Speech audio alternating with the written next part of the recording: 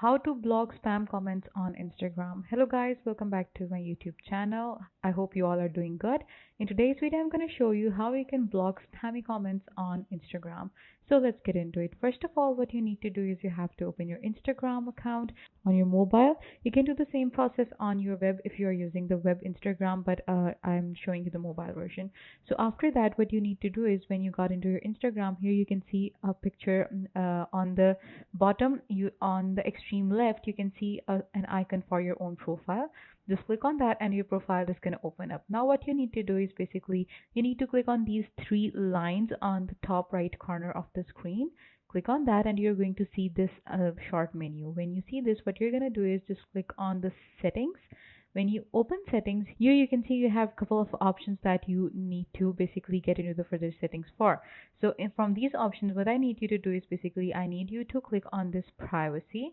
When you open your privacy, here you can see you have your private account limits, hidden words, comments. So what you need to do is basically click on this option which is hidden words.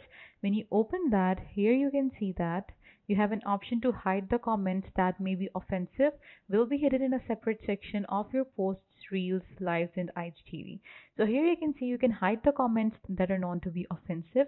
Then you have advanced comment filtering. Additional comments that may contain offensive words and phrases will be hidden. You can always review and unhide individual comments. You can just go and turn these on and your comments on your spam comments will be hidden. You can also hide your message requests. Message requests that may be offensive will be moved to the hidden requests folder. We'll also filter notifications for these messages. You can just go on, turn these, and you can basically hide your manage custom words and phrases. Comments that contain words on your custom list and similar misspellings will be hidden.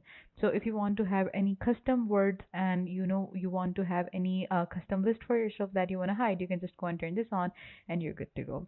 So this was it for today's video, guys. I hope you found it helpful. Please give this video a big thumbs up and I will see you guys in the next video. Take good care and bye bye.